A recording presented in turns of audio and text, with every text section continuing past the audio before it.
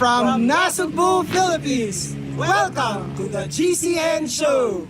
Welcome to the GCN Show. Coming up this week, cycling has never been cheaper than it is now. A completely stupid comment at first glance, but on reflection, is it actually as dumb as it sounds? We dive in to see. We've also got a new training technique that will get you into hot water, tech to solve the age-old problem of putting your shoes on, and how I fared in a time trial against Remco Evenepoel. You love that much, right? We'll also react to the motor doping video at the weekend. What do we know now that the dust has settled?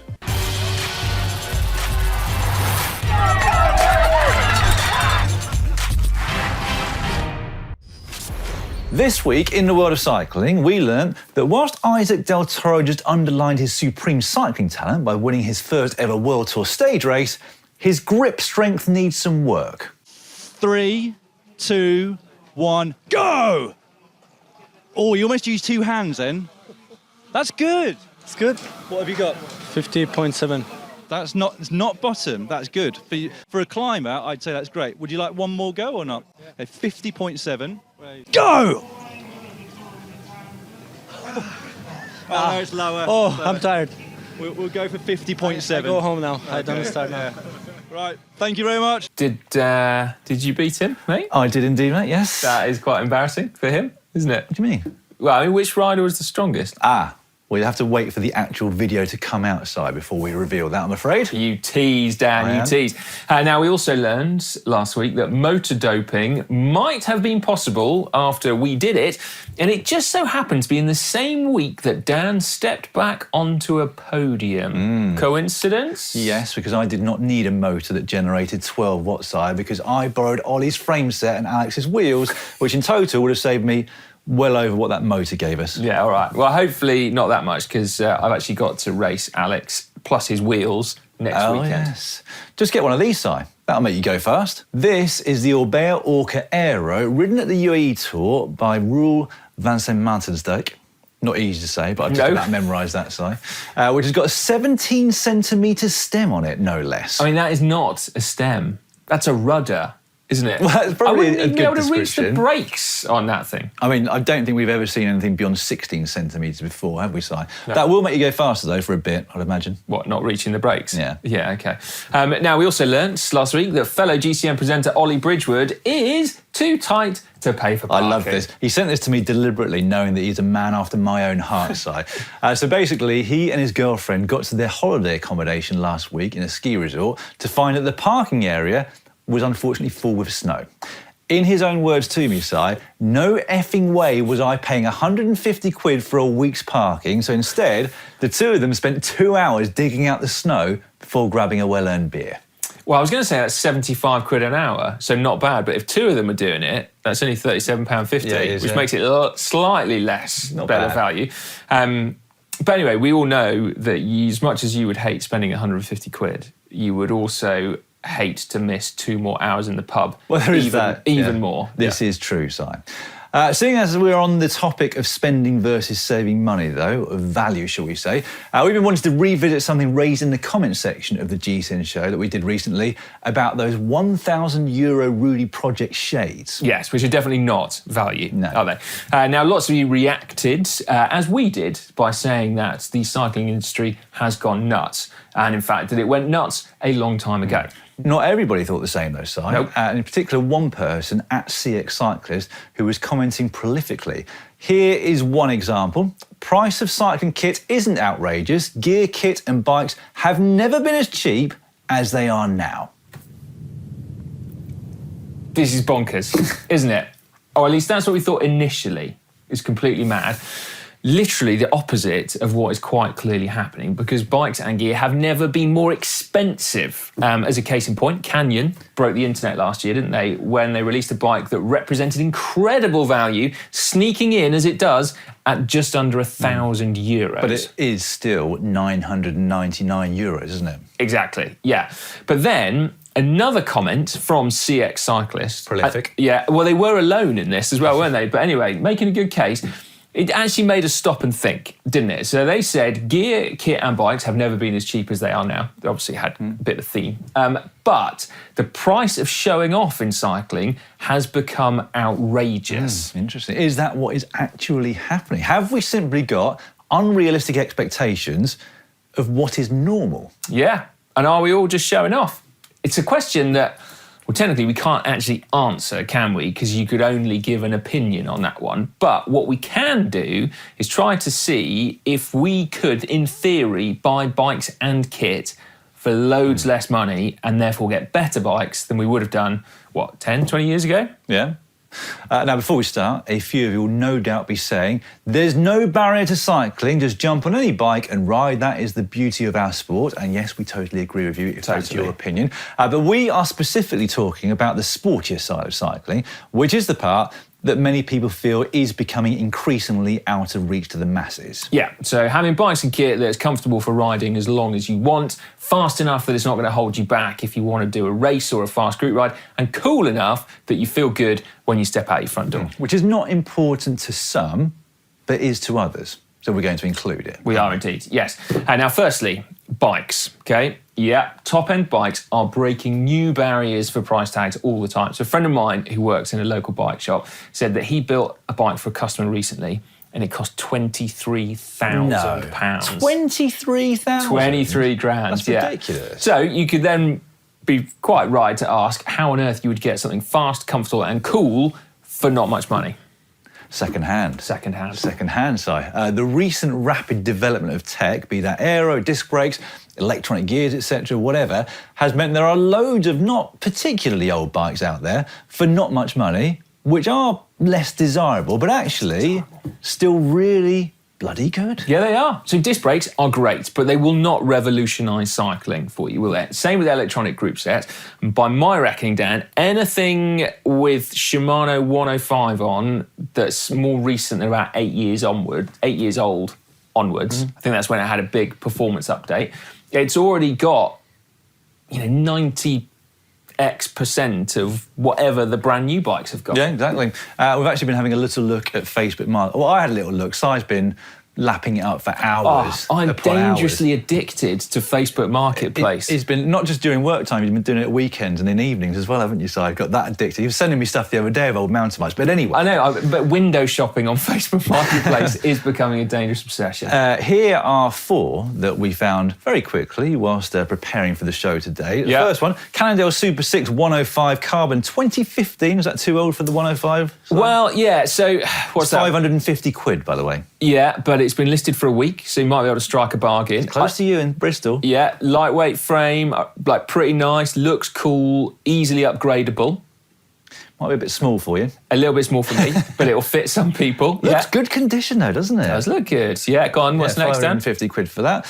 Next one is this Argon 18 Gallium Pro Carbon. Now this has got a Di2 Ultegra group set on it, Si. No disc brakes again, but that's a very clean example of a bike. Very clean example. Yeah, £600. 3 weeks ago, though, I would strike a hard bargain on that one as well. Again, a bit small for me, but it's going to fit someone. The Vision wheels have never been used on that bike, Si. I know, crazy. Unbelievable scene. This next one, I think you're going to like, Dan. Well, I do like it, Si, because I've already seen it. This is a Cervelo S2. I think it is. It is. I can't seem to...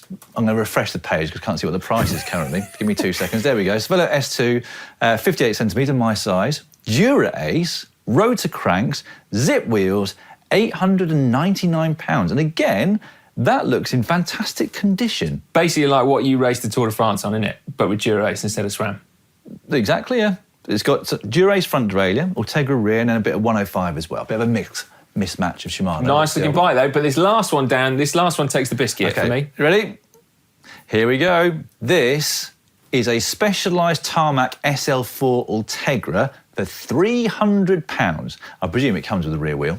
Presumably. And it's my size, that one, Dan. Is it? Size 56. Yeah. I was like, okay, so all of those bikes with a few choice upgrades would be fantastic, I think. And you would look cool as a cucumber if you rocked up on any of them. You look like you know what you're doing, for a start. And because they're a bit older, yeah, they might be have slightly older tech on there, but they're also simpler and easier to work on at home, so you can save money that way, but they aren't so old that you still can't buy spare parts. So those bikes, some fresh, fast tan wool tyres, modern tyres, some new bar tape, you're good to go.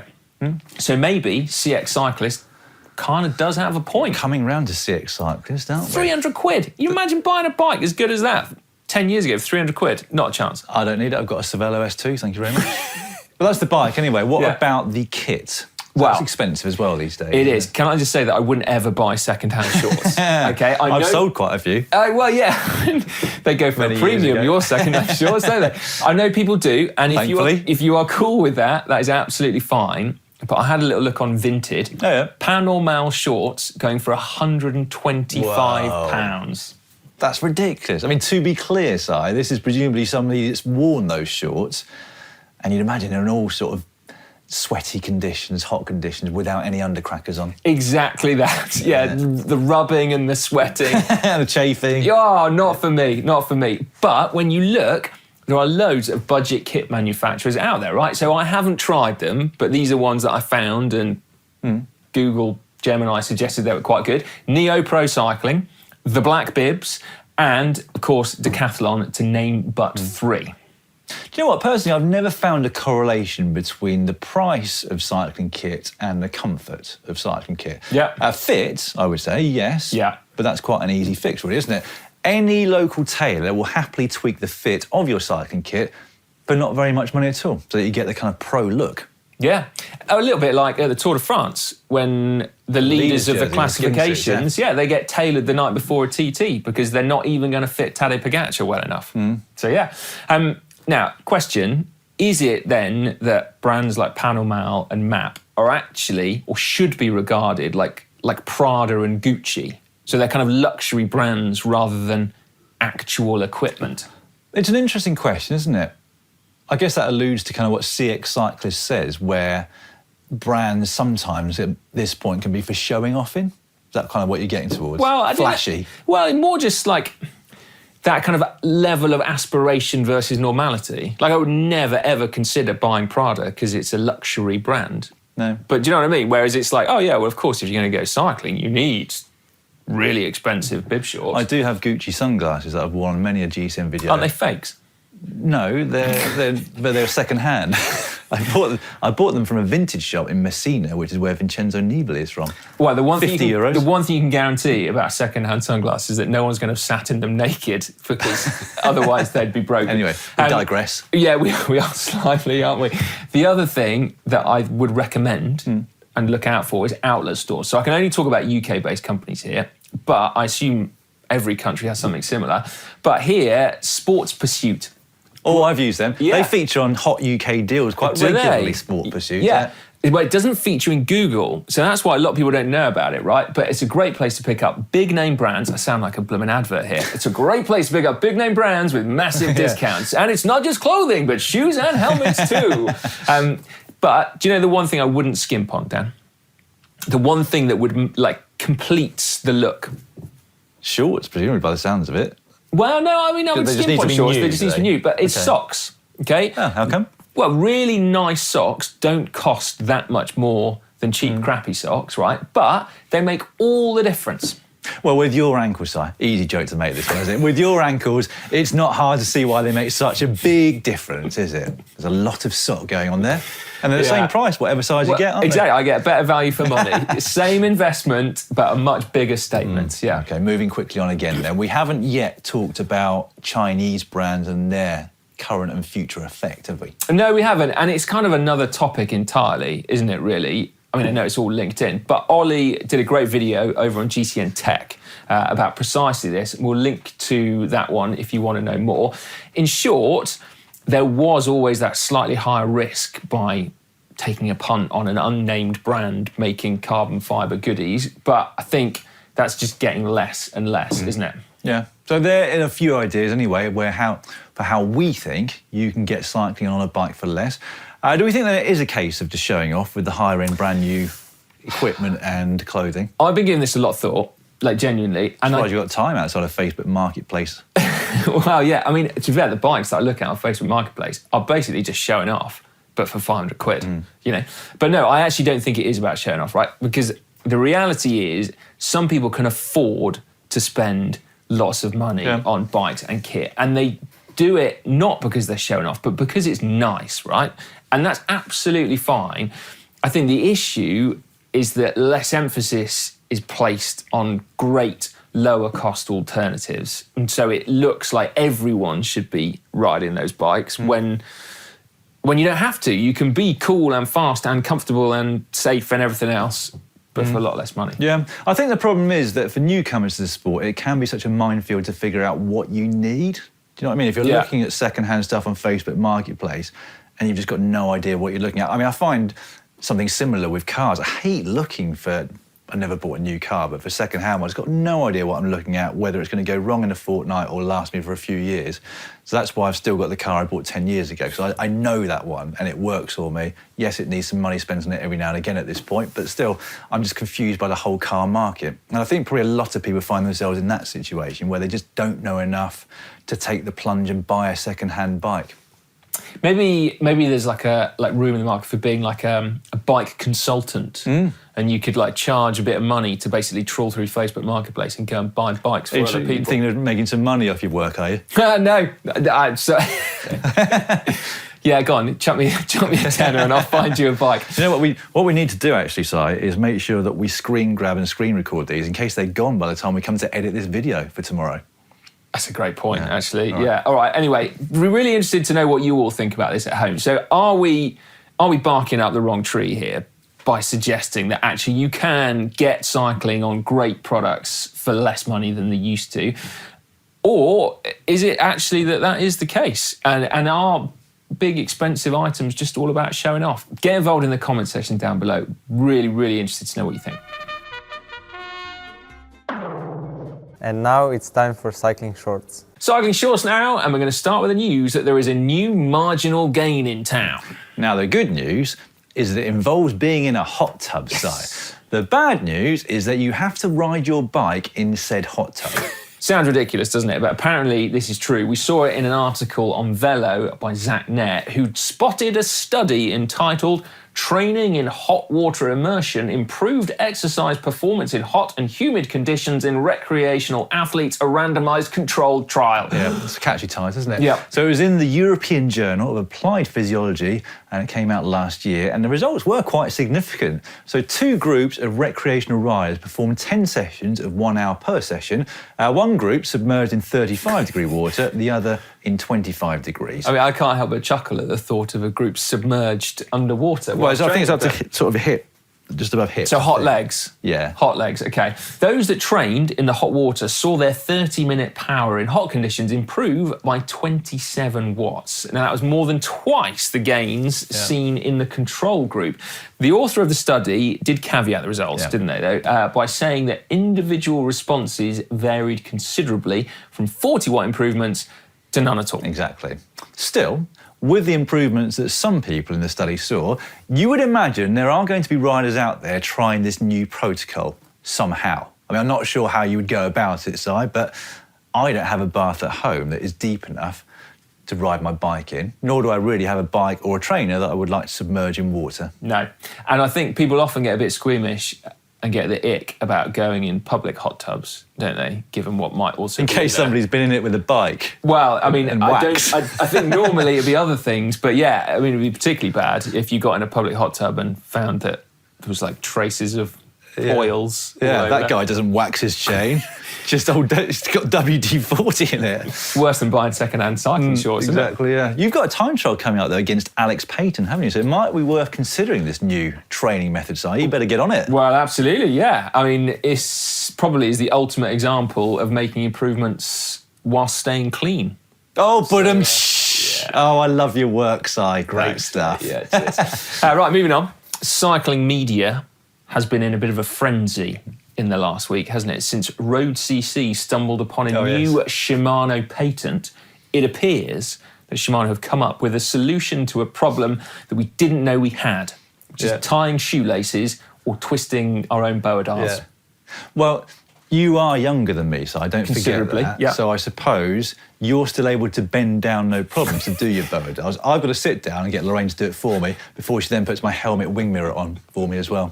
I mean, I suspect you're taking the piss, but I I am, also yeah. think you might be being serious. Not far off. Yeah, anyway, you will still have to bend down for these new shoes because there's no remote control from the pictures what on is the it show. then? Well, it seems like it's a button on the side of your shoe that fastens and loosens it.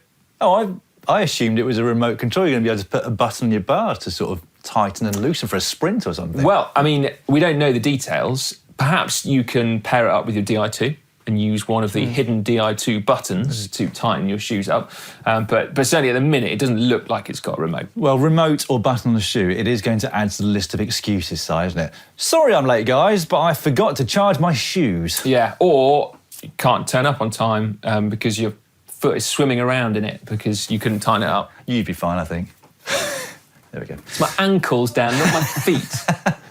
Anyway, I guess people could just use string to keep them in place, but anyway. Well, I mean, we get that regularly on Hack or Bodge, don't we? So, yeah.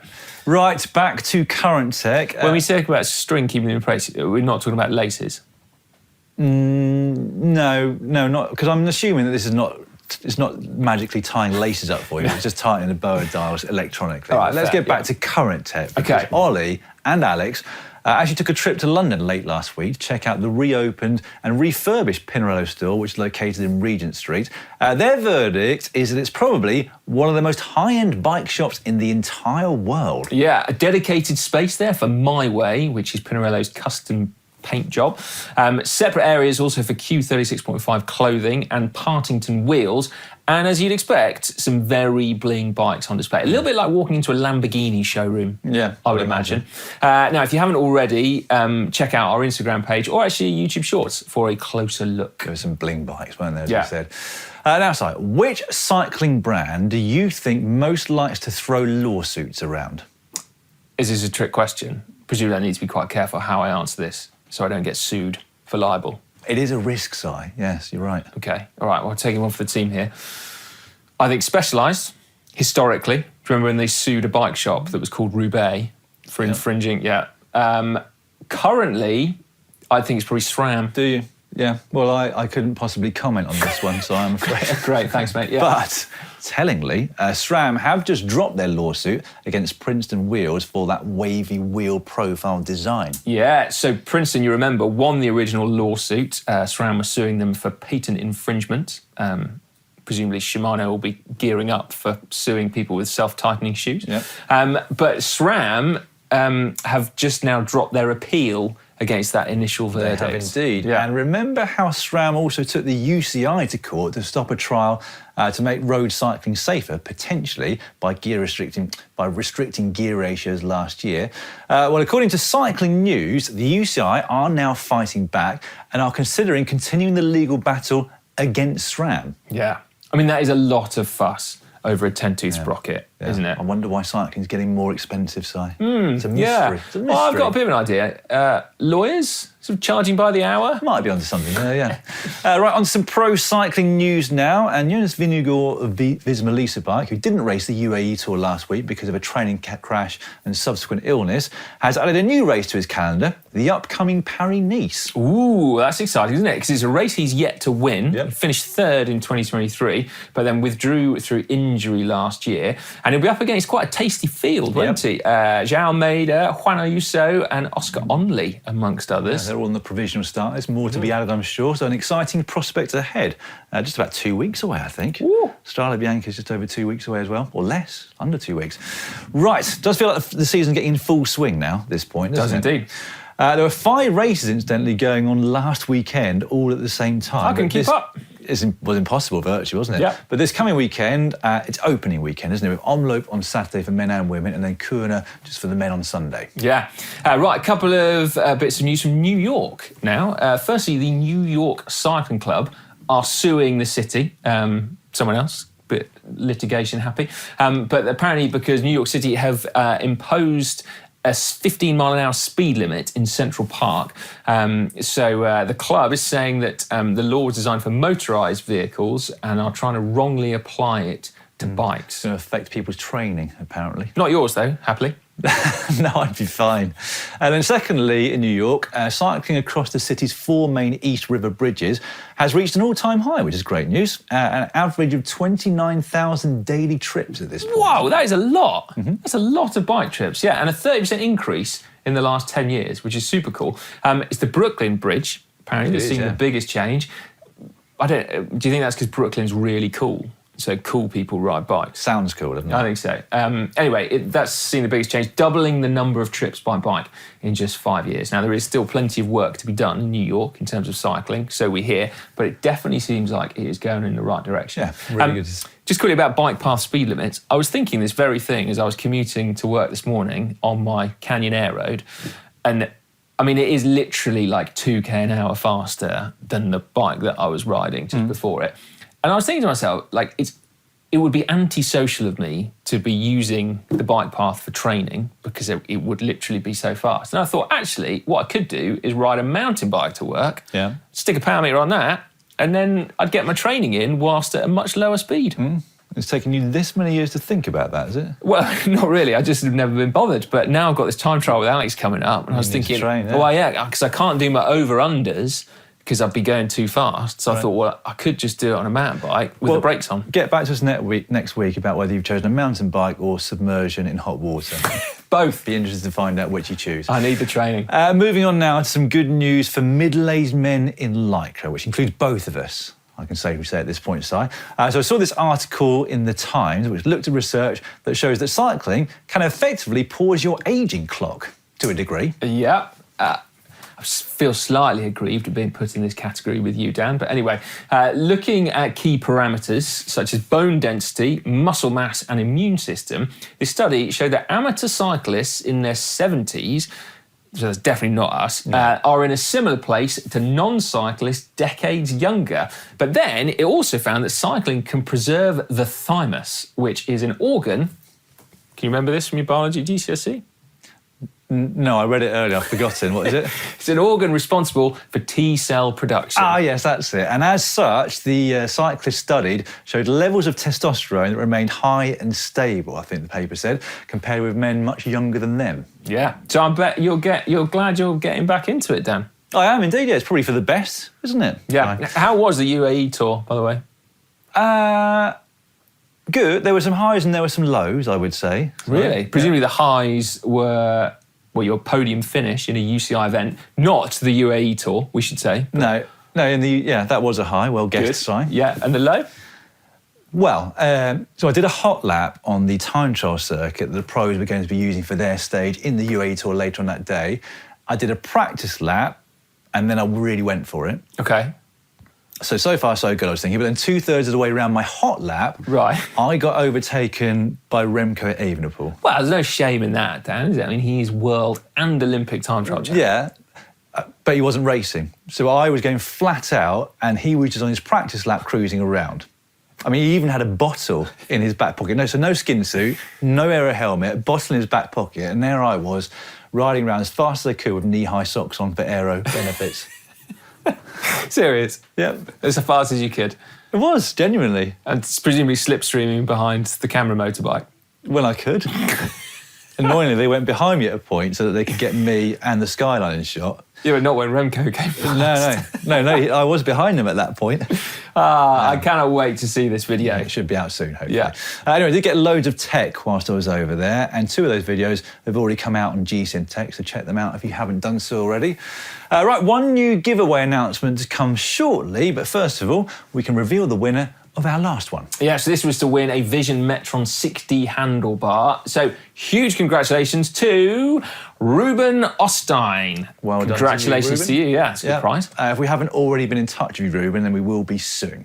Right then, on to our next giveaway, which comes courtesy of Core. So we've got 3 of their Core 2 thermal sensors and heat suits to give away. Okay, so this is like the OG of heat training, isn't it? Sod getting in a hot tub. This is actually how you do it. As championed by both Ollie and Alex, both of whom are into their heat training, so this is your opportunity to realise the same gains. Or do some clothing testing. like I did. Yeah. This particular giveaway is open to all of you, wherever you live around the world. All you need to do is click on the link in the description below. That will take you through to a page that will give you all the details on how you enter. You then have until Friday the 6th of March at 10 a.m. GMT to do so. Good luck, folks. Next up, hack /Bodge of the week. I think we've got 5 for you this week. First up, this one from Galen K, who put UCI handlebar legalizer. Ooh. My handlebars were too narrow, as a 36 centimetre centre to centre measures a little undersized, but some 3 centimetre sections of 5mm brake housing taped to the bar just add 1 centimetre total to make the handlebar legal. I mean, this is borderline genius, but does it actually count? I mean, are the UCI going to be fooled by slightly wider drops? Well, do you think they're going to unravel the grip tape to Well, I mean, reveal? you could see quite clearly if the bar tape was bulging. Could you not? I don't know. Maybe they just don't care enough. But I mean, if it works, genuinely genius. Although, if it adds 5mm on each side, whilst that adds the centimetre, presumably if it's centre to centre, it wouldn't pull it out by 5mm. Well, that's what I said about Alex Payton. I didn't check this. Said it's measured edge to edge. Oh, is it? Yeah. Otherwise, yeah, centre to centre. Well, the centre of them would look a bit further out. A little bit, but it wouldn't be moved by 5mm, would it? We'd have to do more. We'd have to do some maths to work out.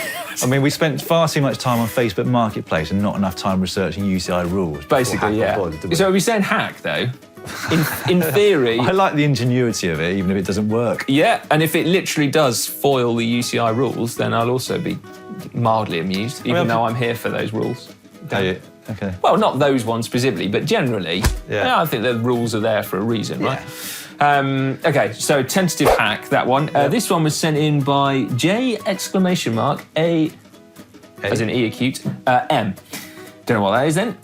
Roadies got their gravel sooner than anticipated, eager to explore more remote routes, and in search of a bit more comfort while bikepacking, my girlfriend and I, typical roadies, finally ordered 2 Orbea Terra gravel bikes in late December. Since we chose custom colours, we were told delivery would be in March. No problem, we starting our backcountry ski season and didn't have any gravel plans till April. However, first world problems, the bikes arrived in early Feb and I hadn't cleared any space to store them. So I improvised using a retired guitar stand and elastic luggage strap.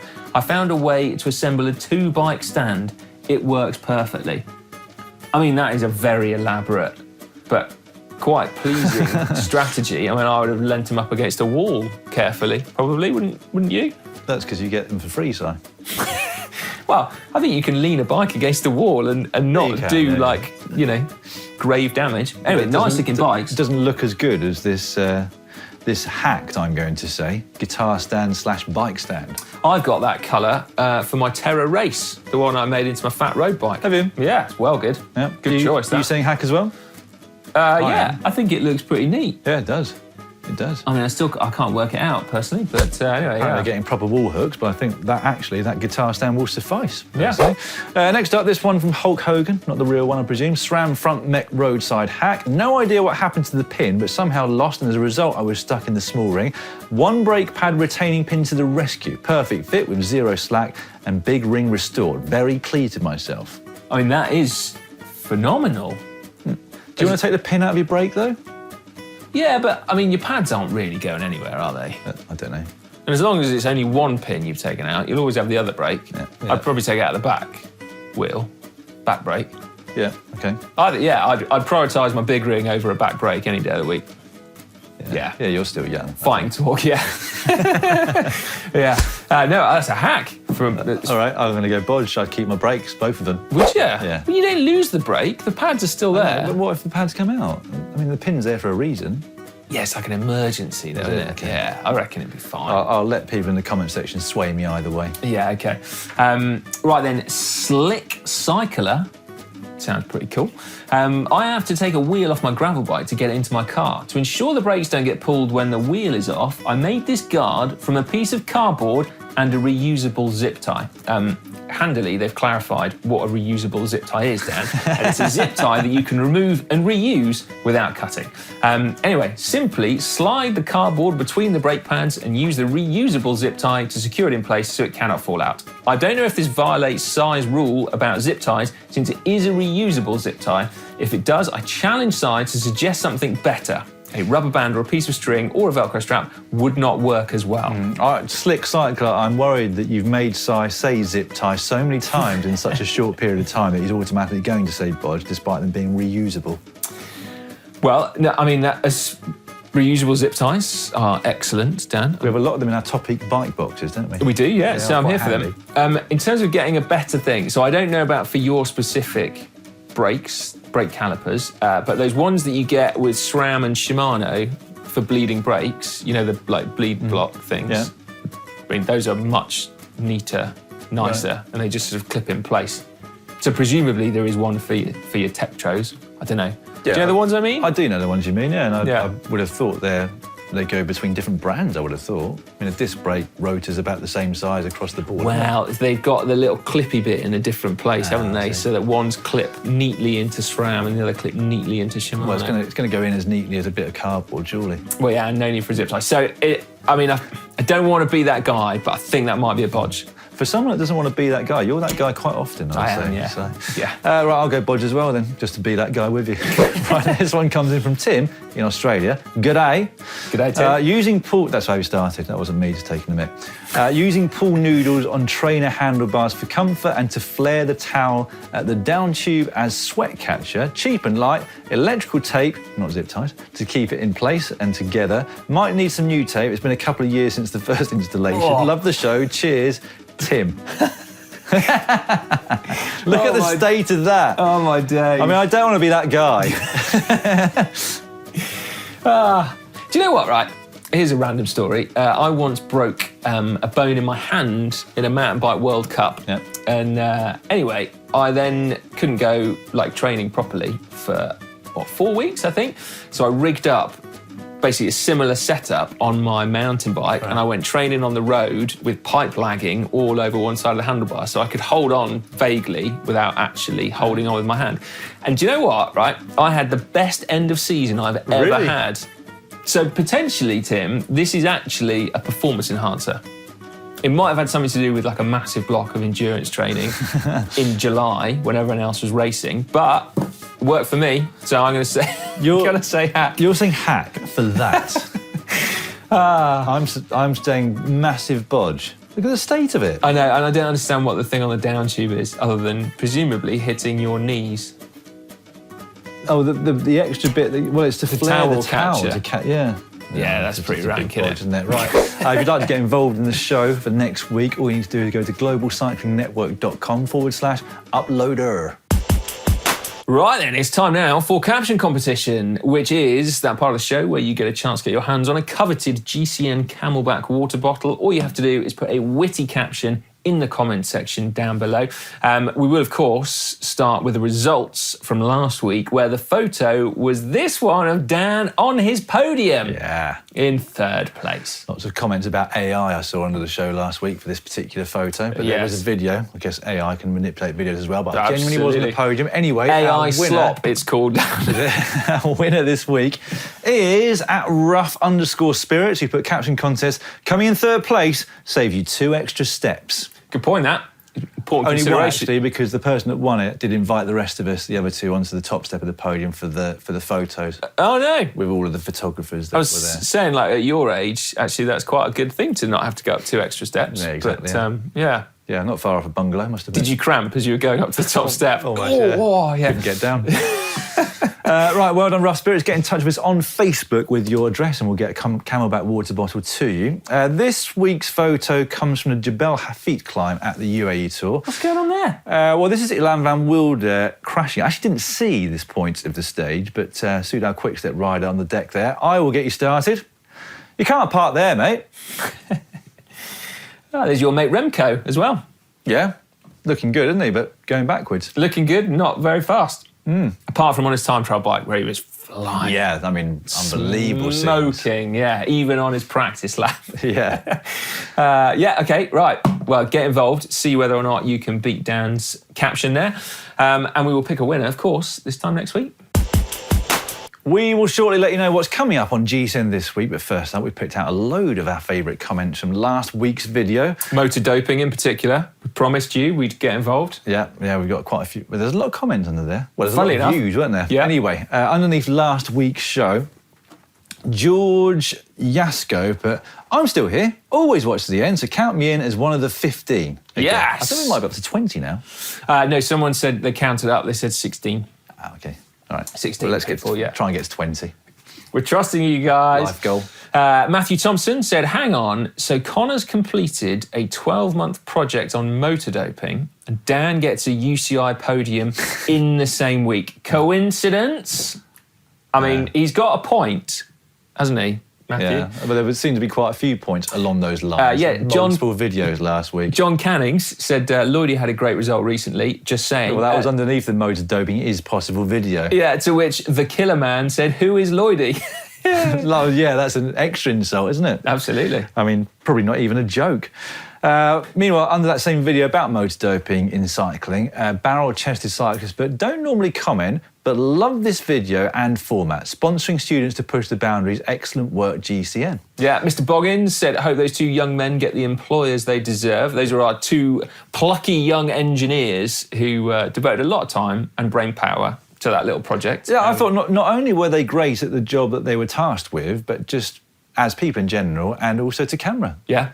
I also It's annoying thought... because we spent 13 years trying to get as good as they already are. Yeah, but they're also, they were drinking on the job. I thought you'd approve of that. There was one of their shots when they were... I missed it. A late night session and there was a pint just... Was there? Yeah, there was, yeah. I thought you'd be like... That's probably when they had their light bulb moment. I would Probably, imagine, yeah. Mr. Boggins, Rick Paisley, or Pasley, said Connor has the worst poker face I've ever seen. Lol. Yes. And Rick is absolutely right. I mean, I'd love to see Connor playing poker. If you had a pair of aces down, he'd be like that, wouldn't he? He spent the whole week giggling like a schoolboy about how he was going to have to deceive Matt Holmes. And I was like, you don't have to deceive him, just don't say anything. And he's like, I don't know how I'm going to do that. Anyway, go on then. So having watched that video, Dan, what did it make you think about the prospect of motor doping? And we've got to say historic motor doping because, as Connor said in the video, that one would fall foul of the UCI's X-ray machines that get taken to the biggest races. As those of you who saw the video will have seen, it took them a year from start to finish to do the video and therefore come up with the concept, bring it to fruition, etc. And that's just 2 students. So you'd imagine that if there's any big effort from a big company behind it, then it would be possible. But I think, as you've pointed out before, if you're going to do that, you wouldn't then reserve it for 1 or 2 riders. You'd want to make it commercial, wouldn't you? And some money from it, because e-bikes, they sell a lot. Yeah. If you've got one that's like that, it's going to sell a lot and make you a lot of money as well. So, I don't know, it's a difficult one. I can see why there have been the conspiracies of motors being used, and sometimes when you see those videos, you think, well, yeah, it does look a bit suspicious. I also think that so many people would have to be involved in that by this point, this many years later, someone would have spit in the soup and said, yeah, I was involved in it. Yeah. This is how we did it. So that's a really good point, isn't it? Because with most forms of like biological doping, the evidence goes, right? Like, so yeah, of course, some like blood and urine samples get frozen and retrospectively tested, and a lot of people get busted that way, right? But normally, if you, I would think, cheat, and then it's out of your system, isn't it? It's got like a, whatever it is, a half-life. Yeah. So it's out of your system, whereas if you have cheated with a motor like that, yeah, of course, you could crush the bike and scrap it, but it's much harder, I would have thought, to make sure that happens, because so there'd be this like quite epic trail of evidence, wouldn't there? So there's a much higher risk, and plus, with this bike, the reward is not very much. Like maybe it's the same reward you get for taking EPO or microdosing or whatever, like in the order of 10 to 15 watts, but it's not massive. What a risk it is to get caught and busted for having a motor on your bike. But the other thing as well, which I don't think Connor went into, but that motor required that you ride at, I think it was over 40 kilometres an hour to work. So it actually wouldn't work up a climb. And Alex also pointed out that there's no torque to the motor, is there? So although at higher speeds it can contribute that amount, there's no evidence to suggest that if you wanted it to work on a climb, that it would. It just simply isn't that kind of motor. I guess that's with that specific motor though. Yeah. And really that video and what they did just showed what is possible with some brains and a bit of time, and other brains might have come up with a different solution that does work on climbs. True. Yeah. Very true. Anyway, yeah, like Dan said, there's loads of comments under that video. If you've not watched it yet, then please do go check it out and let us know your thoughts on it as well. I really do hope they get a great job off the back of it as well, because they thoroughly deserve it, don't they? Absolutely, yeah. Meanwhile, underneath Sunday's video, which was can we steal Tadej Pogacar's favourite KOM? Lots of people in the comments saying I can answer that before watching the video. No, you can't. Yes, you're right, but it was a bit of fun anyway. Martin BM93 put, we have a secret weapon. I was sure it was going to be down on the motor doping bike from yesterday's video. Nowhere near powerful enough. No, that would have been a long way off. Yeah, Dan's FTP is now up to 240. Do you know there's also a few people that I don't believe the first attempt that they could be that bad. And I'll tell you what, not only were we that bad, well, we were so bad that we actually did a second attempt in the same format. Like in the video, it cut to like we went back to the boardroom to discuss a different strategy. We did a second attempt with everyone in front of Feather, and we were a bit better, but not by much.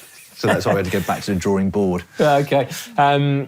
May Con Leonard said, Picnic Post NL rider suffers psychological damage after getting jumped by GCN Avengers squad. Yeah, did you see the Picnic Post NL rider? No, I didn't. Yeah, he was caught by Feather on the wheel of another GCN presenter, bit disgruntled, went straight past, then cracked.